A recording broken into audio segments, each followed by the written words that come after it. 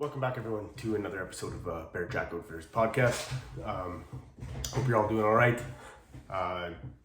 Wanted to put this video sooner than this, but life kind of gets in the way, so I'll do it now.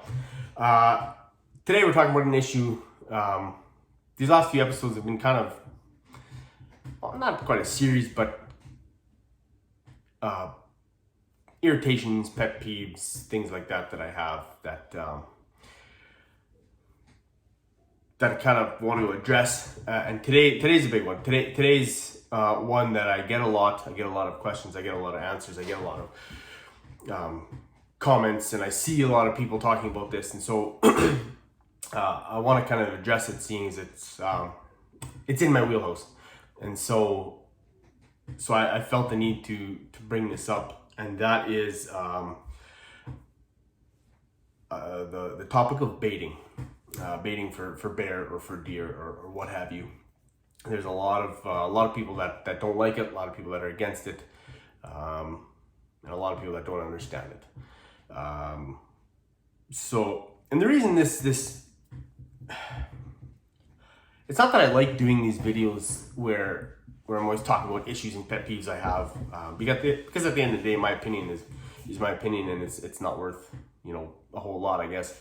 But basically, what I want to talk about is hopefully the point of these podcasts is not to let everybody know my opinion, because I think it's so valuable. It's hopefully that I can shed some light onto these issues and maybe get people to understand the other side, and so that's kind of what I'm looking to do today. And what kicked this off is I saw an article by Backcountry Hunters and Anglers. It was an article written by Jan or Jan, I don't know, Dizzard, and Phil T. Sang. And the article was called "To Bait or Not to Bait." So I read the article because I'm interested in what they had to say. And after reading the article, I had to sit there and I realized that this article is so inaccurate and flawed. And these two clearly have such an unbelievable lack of understanding. It borders on criminal. Now, if they ever see this episode, maybe they can reach out or we can do a podcast where we talk about that. I'd be more than happy to. But it just showed an unbelievable lack of understanding. So I'll touch on a few points that they make today in the article and kind of address them, and then I'll give you my perspective. Again, here at Bear Track, that's what we do. We bait for bears, and so it's the way we hunt, and I have no issues with it. And hopefully, by the end of the podcast, whether you agree or disagree, that's fine. I'm not trying to convince anyone. I just hopefully there's some understanding, because I see hunters post pictures with bears, whether it's from our camp or anybody's camp, and you hear the comment, "Well, if you have to bait, you're not a true hunter," and this and that, and it's just such complete and utter nonsense. It's such an ignorance, and so I want to kind of address that here today. So these points are in no particular order that I'm taking from the article, and I'll kind of go one by one. So I'll read the point, and then I'll give kind of my take on it. So they say one of the points they make is perceptions of the non-hunting public. First off, who cares? Who cares what the non-hunting public thinks? We're not. I don't hunt to serve or to cater to the non-hunting public. No other industry, for some reason, do we ask this, right? It's you don't hear mechanics or pilots or whoever saying, "Well, we got to be careful what we do." The non-pilot community might not like that. Who cares? Who cares what they think? there is a subset of people that you will never convince that hunting is okay. No matter how you do it, no matter where you do it, no matter what you hunt or hunt with, you're not going to convince them. Let it be. Let them have their viewpoint. That's fine. Move on. If someone wants to have a conversation because they're genuinely interested or curious about hunting, by all means, let's talk, let's chat, right? I'm more than happy to, and I've had those conversations, whether I'm at a seminar, I'm doing a seminar, and they come up to me after or whatever, and I'm more than willing to engage with those people and to have a cordial, civilized discussion on hunting. So this first point, the non-hunting public, it's so irrelevant. If you're gonna hunt and dictate how you hunt based on what non-hunters think of you, then I don't know what to tell you. You're doing it for the wrong reasons. The argument can be made while you're trying to win these people over and trying to get them into hunting and to bring new people into the sport. And again, the people that are actually genuinely interested, who may have never hunted, but are interested in starting hunting, they're not going to be bothered by this. The people that are going to be bothered by this are the people that are anti-hunters to the core. So you're not going to convince them no matter what you do or what you say. So why waste the time, energy, and effort in doing that? So this point I think is so beyond ridiculous. We don't live to serve them. Most of those people have never left the city limits. They're so far removed from their food source. They have no concept of what we do or why we do it or where their food comes from for the most part. They go to the store and they buy it in saran wrap or in styrofoam packages, and they think that's food. So there's such a divide between the hunters, the hunting community, and the anti-hunters that it's not going to matter what you do or say. You're not going to convince them, and vice versa. So don't even waste your time. They have no real connection to nature, to the food sources. So yeah, I don't know. I'm not sure why they thought that was a valid point to bring up. Most of those people, they get their protein from a powder and they get their fish oils from a pill. So they're disconnected. Second point, and this is direct quotes, but hunters don't hunt, at least not primarily, to serve management goals, and that does not erase the question of whether baiting is ethical. First off, that's an assertion they simply can't back up. They can't. You can't just say things. Whoever these two people are, you can't just say that. That's such a generalized statement that I think is false. I think most hunters do hunt with conservation in mind. Hunting by its very nature is conservation, so not sure what they want with that. It's quite the blanket statement.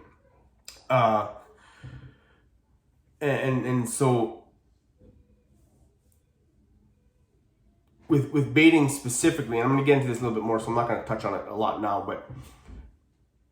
but that is, in my opinion, the absolute best way to practice true conservation when hunting. And like I said, I'll get into that in a bit. This is one of the more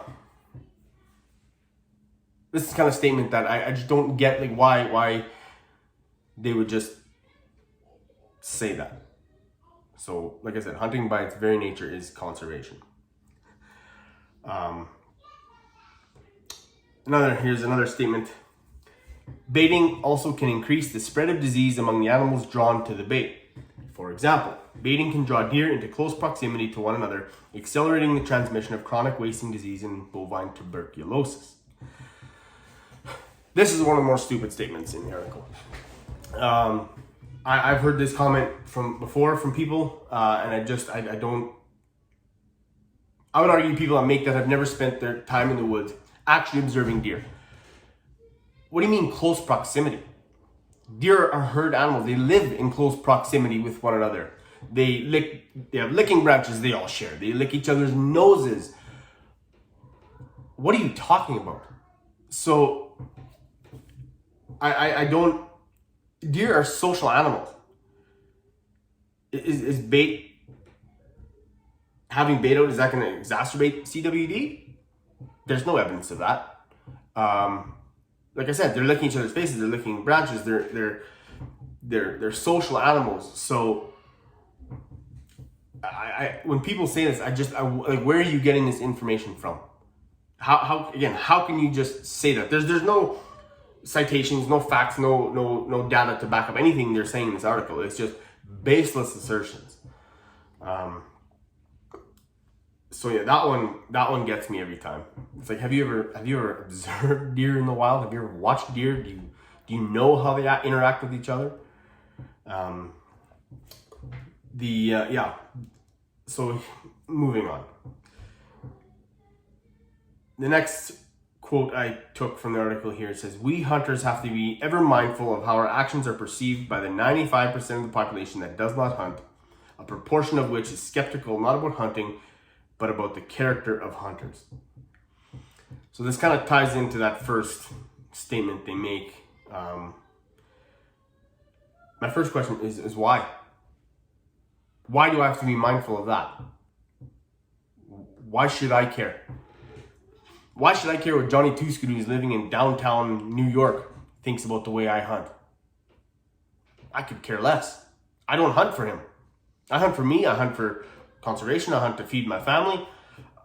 So what the non-hunting public thinks makes no difference to me.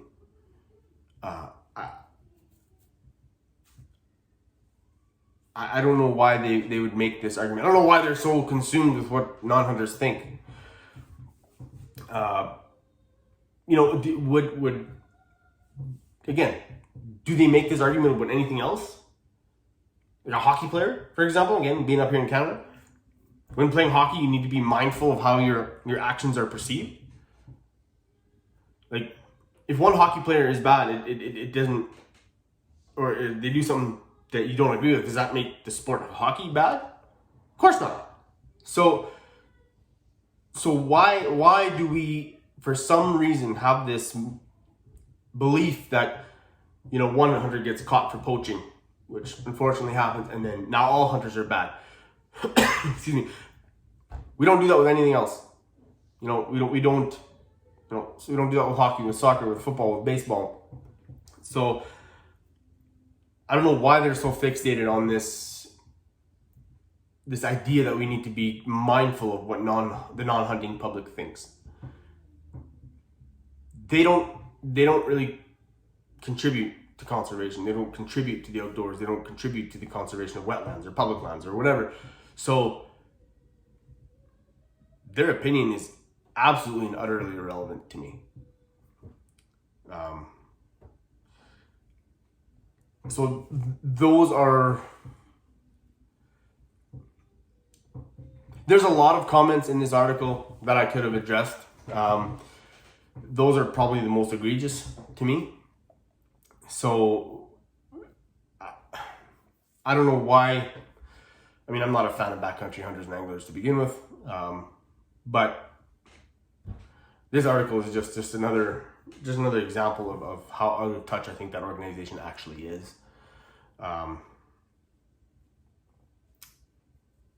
So now I'm going to move into, and this will be the longer portion of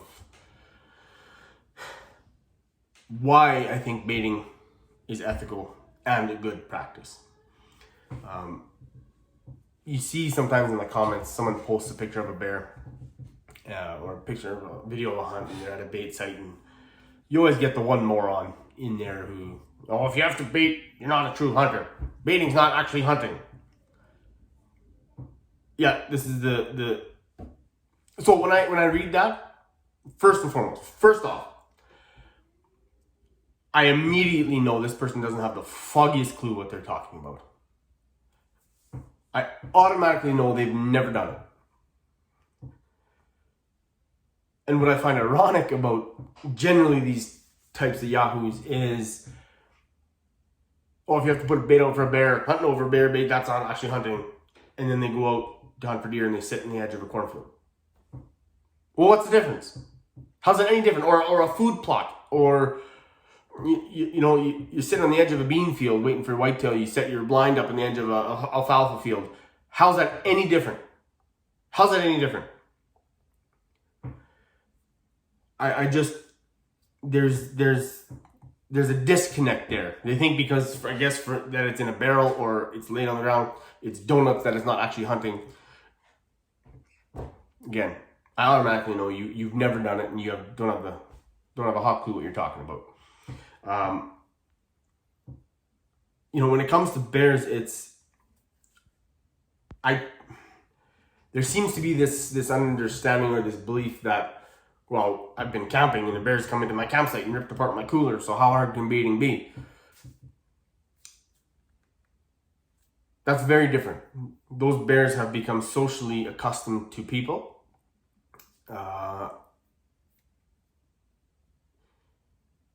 I've been baiting bears for 25 years and as a guide for 18. I promise you it's not that easy. I have set out bear baits in bear country up in our camp where the numbers of bears is unbelievable. And I set it up in a location like, oh, this is the money spot. We're going to kill them. And I set up the bait just as I do any other of my bait sites, and I never have a bear touch it. Or at best have a bear come in, sniff around a little bit, and he leaves. It's not as easy as just putting food out and waiting for a bear to come. It's I promise you again, 25 years of experience, it's not that easy. And that's just half the battle. I'll get into more later, but that's just half the battle. So there's a disconnect between the people who hunt whitetail over a cornfield and yet think that baiting for bears is unethical or it's not real hunting. Every day, I would say every day, I get messages or emails from people asking for advice on their bait setups. It's not drawing in any bears, or the bears come, they don't hang around, or they come, leave, and I never see that bear again. What am I doing wrong? Fun fact, the people that say that it's not real hunting because it's easy or whatever, I wonder if you'd be interested to know that the success rate in provinces and states that allow for baiting is 30%. 30%. So if it's that easy, that number should be a lot higher. Just saying. Like I said, baiting it's a lot more than just putting out bait. And I'm going to make a video, I'll probably at one of my bait sites, kind of going over how to properly set up a bait site and what to do. I'll make that at a later date. I've been getting a lot of requests for that. So I'm going to do that at some point, hopefully in the near future. But for right now, I'll just kind of brush upon some of the things. You got to find the right location, the right type of bait. You got to compete with natural food, whether it's the dandelions or the berries or the whatever. And not only do you have to find the right location, do you have to find the right bait, you have to find the bait that not only attracts them, but keeps them coming back and keeps them there. And that's different for everyone. I know guys that use bait with corn. Bears in my area won't touch it. I will have full barrels of corn sitting in the bush. They will not touch it. So it's different. You have to find out where it works for your area and what doesn't, because natural food sources vary, etc. So it's hard, and there comes the issue of terrain. Terrain is a big one for bears, and more so when I talk about the disconnect between the people who are against baiting and guys like me who do it. Most of the guys, I'm trying to think if I even have an example in my mind of someone who's commented that's not from the West, because they're sitting in Montana, Colorado, Wyoming, Utah, whatever, and you sit on the edge of this hill and you glass for miles. Okay, great, fine. If you want to hunt that way, hunt that way. I don't care. But then they look at guys like us in or in Canada or northern states, Minnesota, Wisconsin, Michigan, where I don't think you can bait in Michigan. But anyway, maybe you can. Where we hunt with bait, and so they go, oh, that's not real hunting. All right, then you come up here. I invite you right now. If this is you, I invite you to come up to my camp in Interlake in Manitoba, and you spot and stalk for bears. Good luck. Good luck. It will not work. It will not work. This isn't the West. This isn't Wyoming. If you can see 5 yards through the thick brush, you're in a clearing. Baiting is the only way these bears can be hunted. The only way. So the spot and stalk in this area, it's literally impossible.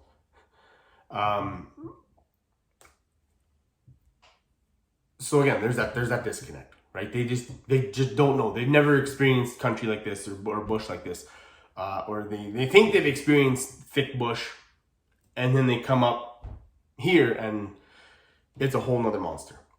The amount of times I've had hunters who not only say, man, because we take them out in the morning baiting with us, so they'll look at me and say, man, this baiting, it's a lot harder than I thought it was going to be. Yeah, it is harder. And not only that, they come up and they tell me, like, man, I thought the bush was thick back home, but this is another level, because it is. So when you say it's not real hunting, what do you suggest then? There isn't another option. So now, when it comes to ethics of hunting over bait, that's where people, I think, get hung up the most. So let me tell you why it is ethical, right? And so the people I've talked to that, well, hunting it's not ethical because it's not fair. Okay. So then my argument would be, you want to talk fair, okay?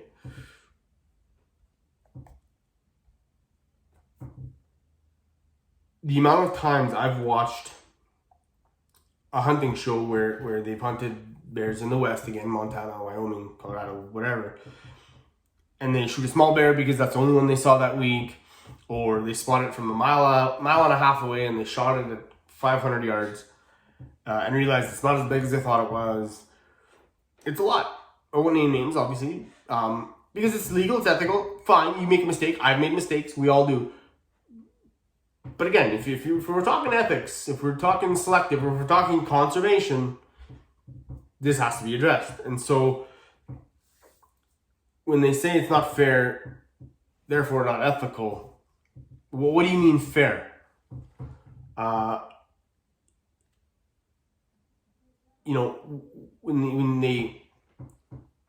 When they shoot this bear at 500, 550, 600 yards, you're telling me that's more ethical than taking your time, observing the bear for a long period of time, making sure it's a boar, making sure it's a cub killer, right? It's a mature boar. It's not a sow with cubs. And then making a shot at 10 or 20 yards? Give me a break. Never mind the margin of error on a shot that far compared to 10, 20 yards. So you're going to tell me that sitting on the edge of a slope or a ridge line, shooting a bear at 600 yards is more ethical than than observing a bear for sometimes 2 hours, half an hour, 10 minutes, whatever it is, and shooting it at 10 to 20 yards? Really? Don't buy it. You got some heavy lifting to do if you want to convince me of that. So again, what do you mean by fair? If you think that is more fair and ethical than shooting a bear at a bait at 20 yards, then I don't know what to tell you. I would say you're flat out wrong, and you have to convince me otherwise. Again, I personally am not a fan of that long distance shooting on animals. I think the margin of error is a little too great.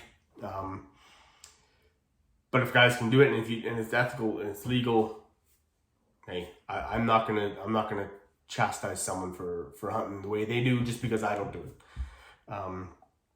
Which brings up another point. I mean, like, the audacity you'd have to tell someone that the way they do it is not real hunting. Like, how arrogant are you to think that your opinion is so valid that well, that's not real hunting. The way I do it, well, that's real hunting. Well, I'll leave it at that. I don't want to go off on a tirade, but I just think the arrogance and the audacity you have to do that is it's mind blowing, and I don't understand it. I don't understand why we ridicule each other so much. If someone's poaching, by all means, call them out. But if they're getting after it, if they're hunting, if they're doing it legally and you know they're abiding by hunting ethics, what's it to you, man? Because you don't agree? Well, again, like I said, all the people that are commenting on bear baiting, oh, that's not real hunting, you don't have the foggiest clue what you're talking about. You do not know. You do not understand. Before you can say you disagree, you have to be able to say you understand. And that applies. I apply that to life. That applies to anything. So if you want to know, reach out to me. I'll address any question you have. I'm happy to do that. But don't post your stupid articles or your comments on people's pictures and that's not real hunting. Well, sorry, bud. Don't give a shit what you think. It is. The ethics of baiting, it allows you to be selective. It allows you to target that cub killer, we call them, the mature boars, the bears that have lived their lives, that have spread their genetics through the bear population in that area, and allows you to take your time, and make a good shot, because that's important. The amount of times I've been sitting at a bear bait and a bear walks in that I know, I see this pumpkin head coming in, big crease down the middle, and he's waddling. I'm like, oh, this is a dead bear. I grab my bow and I'm ready. And there's times where it's like, well, I'm proficient with a bow, so I'm like, I could probably sneak one in there. But I don't. Right? I don't. I know there's gonna be another. Well, the chances are high. There's gonna be another opportunity, right? You spot that bear a mile away at a ridgeline. That could be your only opportunity. Chances are it is. So you either you rush to take a shot, you quickly take a shot, what have you. But sorry, my nose is just acting up. But with a bait, I know if he leaves, he might come back this evening. He might come back in a day or two. Chances are high I'll have another opportunity. So it allows me to not rush a shot, to not make a hasty decision. It allows me to be as ethical as I can. Bear comes in, he's smaller. I know that's not the mature boar of the area, just from what I'm seeing. I let him go. But I don't have to shoot that bear. I don't, Sal comes in, like, oh, wonder if she has cubs. Sure enough, little boo-boos come running up, right? So it allows you to take your time. It allows you to observe bears. And with baiting, you have to know bears. You have to know bears on a level that you don't have to in other spot and stock or whatever scenarios. and maybe I'll do a video on going into detail of how you have to know bears and what to look for.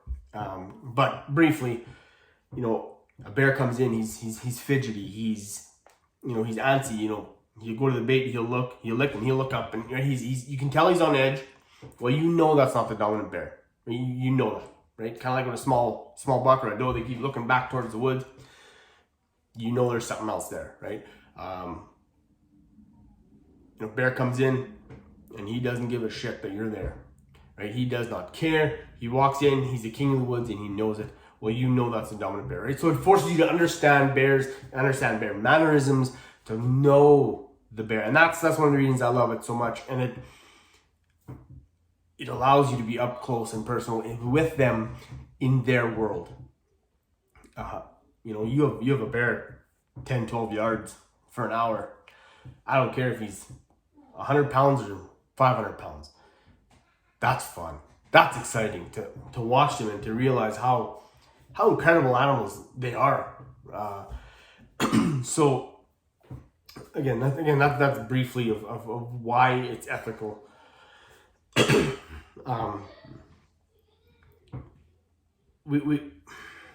We gotta stop harping on each other as hunters.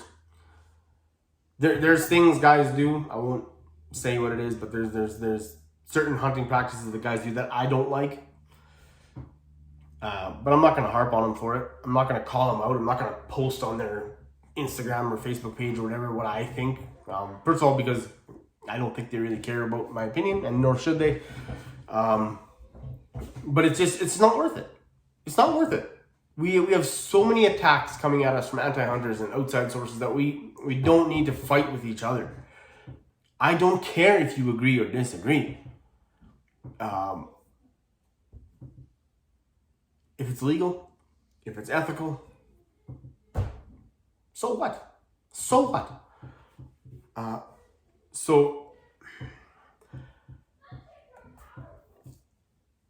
It's just it's irritating when you see guys post, and I'm just so sick of it.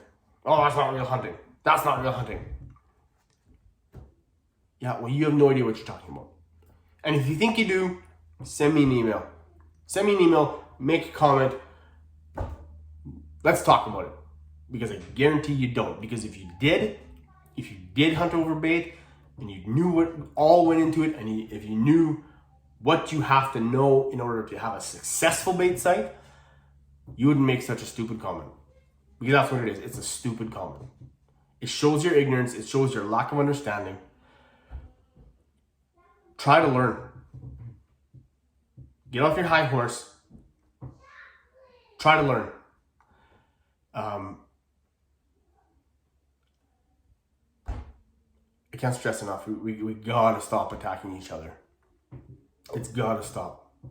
I'm all for calling out bad and unethical hunting practices, poaching, stuff like that. I'm all for that. But if it's a ethical hunting practice you don't like, keep it to yourself, or ask.